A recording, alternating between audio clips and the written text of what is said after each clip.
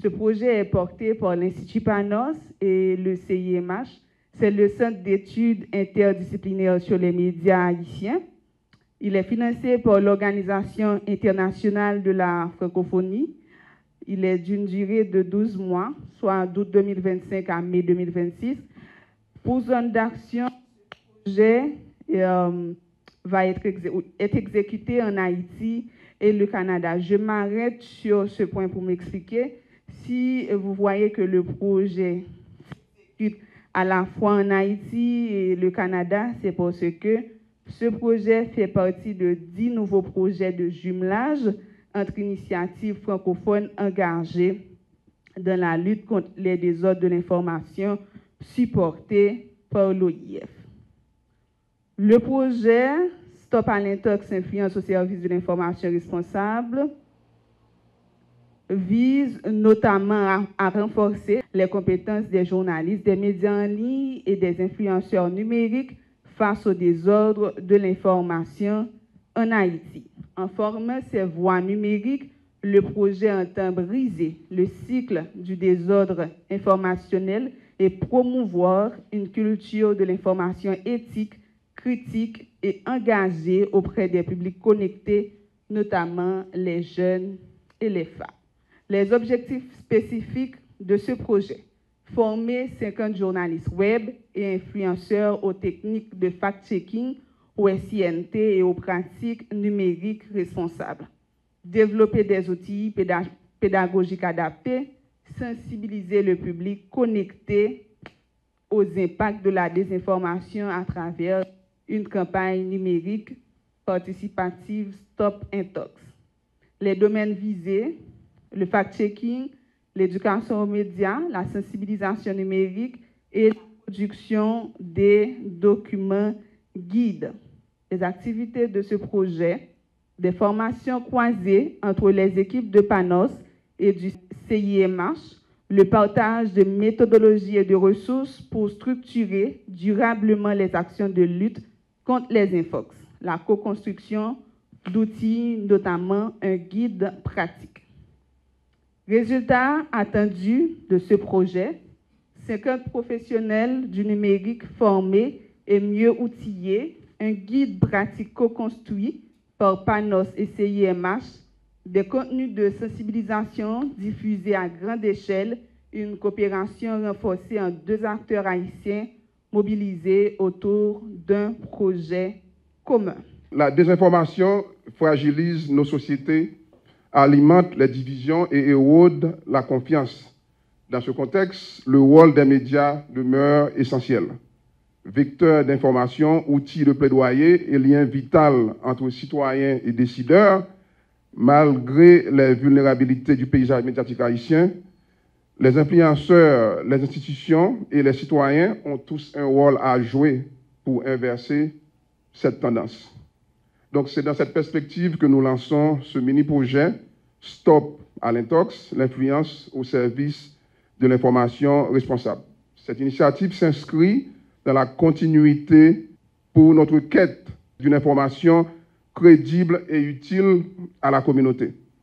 Dans un monde où les fausses nouvelles circulent plus vite que jamais, il est de notre devoir collectif de redonner à l'information sa valeur, sa crédibilité et son rôle essentiel dans la démocratie et la cohésion sociale.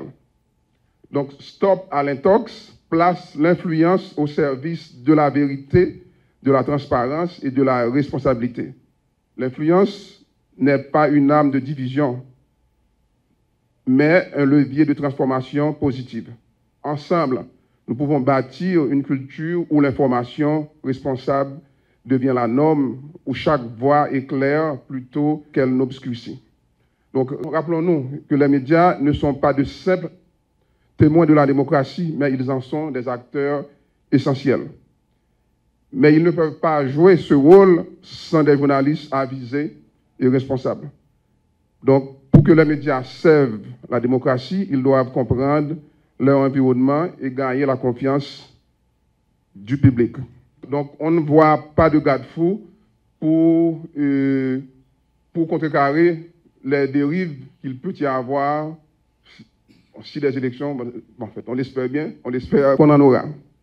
Donc, d'une manière ou d'une autre, Facebook, WhatsApp, YouTube et TikTok vont influencer l'intégrité du scrutin, à quelle que soit l'heure qu'on a ce scrutin. Les réseaux sociaux vont influencer négativement ou positivement les résultats. Donc, nous devons nous engager comme citoyens et journalistes dans des actions positives. Aux partenaires institutionnels, il faut soutenir la transparence. Aux influenceurs, utilisons notre voix pour inspirer et responsabiliser. Aux citoyens, restons vigilants, critiques et soyons solidaires face aux fausses nouvelles. Dans un contexte mondial qui est marqué par la désinformation, les infox et la manipulation numérique, alors c'est un projet qui, comme vous le savez, est soutenu par l'Organisation internationale de la francophonie et qui représente bien plus qu'un simple programme d'information, si on peut le dire, mais c'est plutôt une démarche citoyenne qui vise à réhabiliter la vérité, à renforcer la confiance du public envers les médias et à promouvoir aussi une éthique de l'information au service du bien commun. Et je tiens à exprimer notre profonde gratitude à l'OIF pour son appui constant aux initiatives locales qui défendent une francophonie vivante. Nous avons développé ensemble plusieurs programmes d'envergure comme les rendez-vous du CMH, qui est un espace de réflexion, de dialogue sur les médias haïtiens, qui met en relation les chercheurs, les différents acteurs du système médiatique haïtien, le public, les sources d'information, les sources de financement, les patrons médias, les journalistes, pour discuter de la transformation du système médiatique haïtien. Alors, ce projet de formation, il y a aussi la collaboration dans le cadre du projet sur le renforcement des capacités médiatiques pour la gouvernance et démocratique. Nous avons eu aussi un partenaire très important qui est l'Université Nelson Mandela d'Haïti.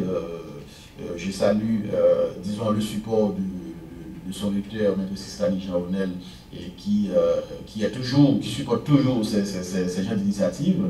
Et c'est un projet qui a été supporté par le ministère des Relations internationales et de la francophonie du Québec. Et aujourd'hui, donc, ce nouveau projet commun et Stop et Aletox, qui vient consolider, si je peux le dire, notre partenariat autour d'un objectif majeur qui est faire de l'influence un levier de responsabilité et non de manipulation.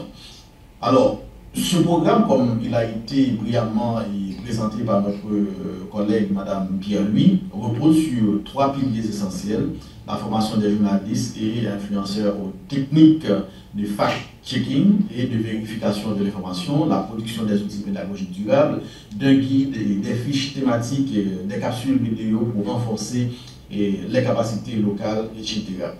Alors, sensibiliser les jeunes femmes, le grand public, à travers une campagne aussi numérique participative.